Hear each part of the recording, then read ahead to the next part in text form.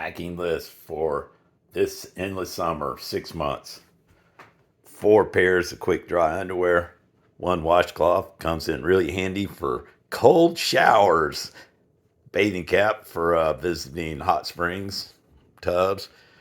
2 pairs of wool socks, well used, still warm. 1 quick dry towel. 1 pair of guide pants. 1 pair of Patagonia climbing pants. 1 pair of Columbia quick dry pants, both of which have been treated with DWR to make them more water repellent this trip. 1 lower base layer, pullover fleece. 2 Hawaiian shirts. 3 base layer tops. I also use these working on river. 1 cotton tank top. There's my compression bag, and these 2 belts will be wrapped around the outside of it to further compress it and also hold up my pants later. And it'll all go into my trusty Watershed bag. Stay tuned for more tips.